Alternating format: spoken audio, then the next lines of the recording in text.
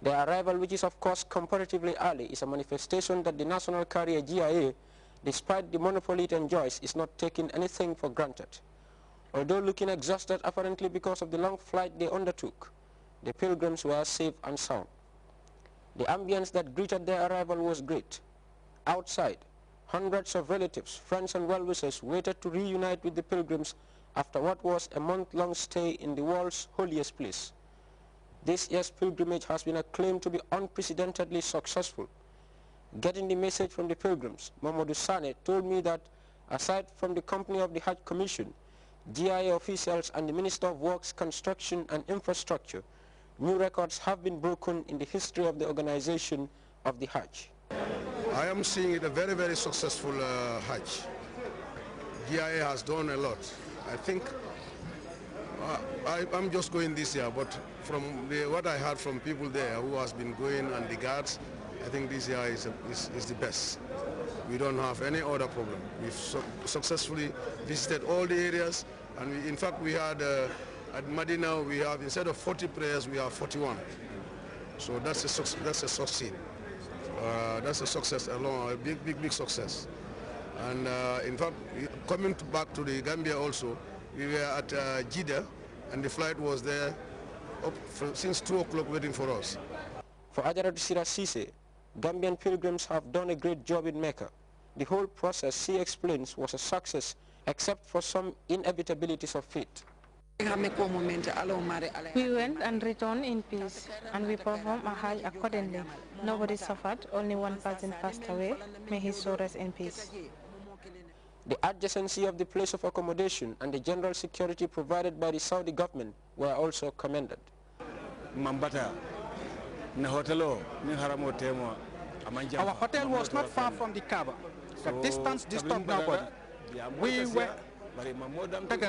When we were tired, complaints were many, but they took their time. That is nothing. We were definitely tired. What made us tired was, however, not the fault of the GIA. That is not their fault. The difficulties we had with the Saudi government, when one looks at it critically, they were defending us. With improvements registered in the organization of the Hajj, what adjustments does the GIA want to see come 2012? One or two things are quite critical to the success of Hajj. And one is early payment. If you want to go for Hajj, try and come out early and make your payment. Because the money that you give to GIA is the money we use for accommodation, aircraft arrangement, and other logistical arrangements. So coming out and pay money early is quite critical to the success of the Hajj. Secondly, if you pay for Hajj, try and submit your passport to Gambia International Airlines on time. Now, as you know, we will always have visa officials from the Kingdom of Saudi Arabia to come and issue visas. So if your passport is not in-house with GIA, at the time the Saudi authorities have visas, it means automatically you will not go. The most important logistic in Hajj organization, we are told, is aircraft. This flight is undoubtedly a suitable one. Apart from the staggering number of passengers it carries, luggage have not been left behind. All these pilgrims told me is a great relief.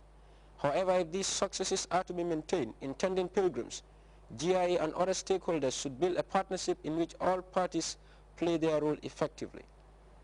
Modou Lamin Cisse, Grts News. The Gambian ambassador to the Kingdom of Morocco has attributed the massive reduction in the number of migrants crossing the high seas and the Sahara Desert in search of greener pasture to a number of factors. Ambassador Ousmane Badji identified the raft of stringent security measures being employed by Spanish and Moroccan agents as one factor behind the drop. The Gambian diplomat, who was speaking to Grts' Babukar Senghor in Tanja, also said the economic squeeze affecting most European countries is another factor driving youths to stay home.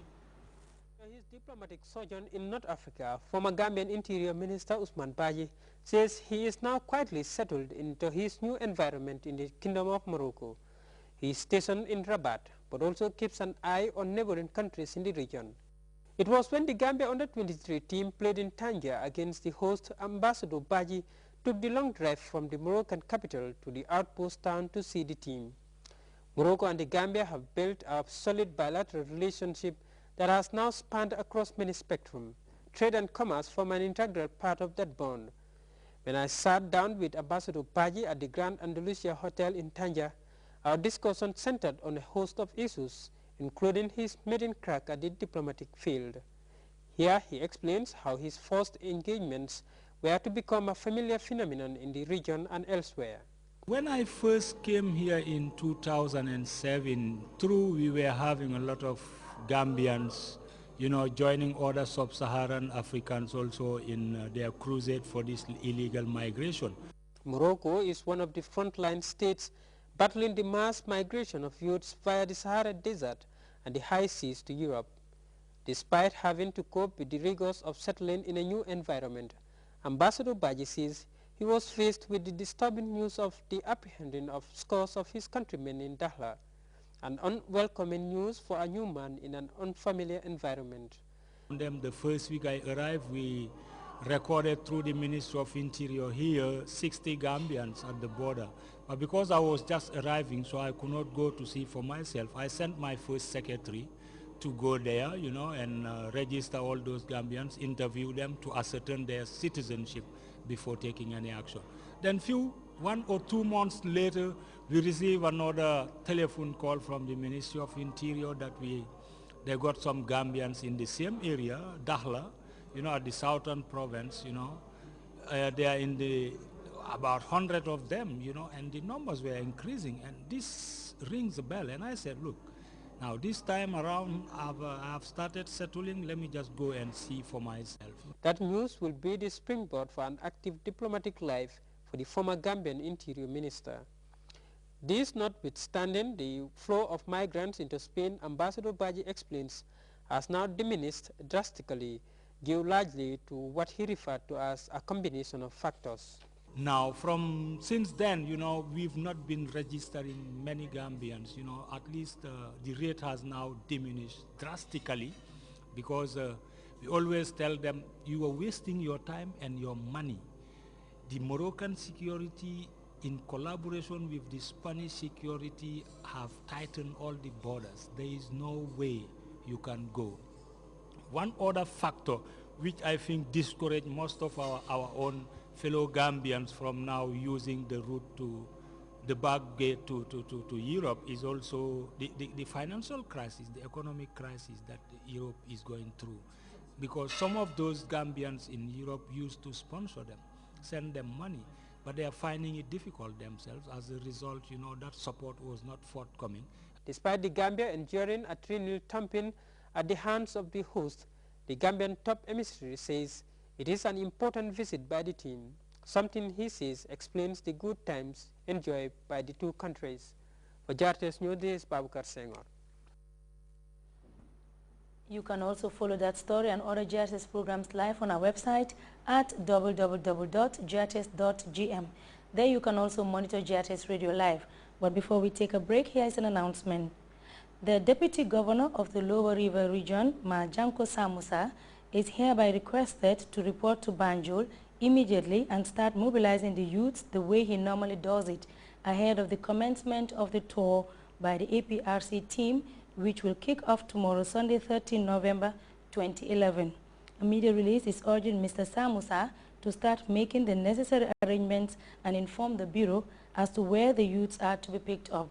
We'll take our first break. Stay tuned.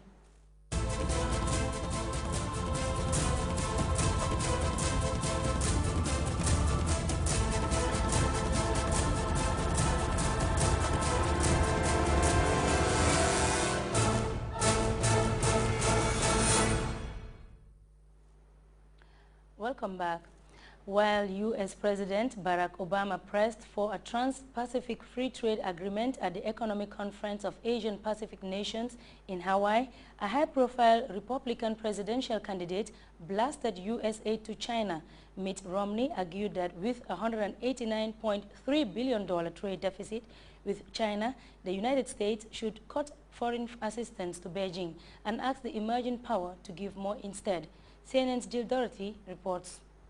Romney is hopping mad. This galls me. We give $10 million in foreign aid a year to China. It's not that he doesn't like the Chinese. It's not that they're bad people. But the idea that a nation that it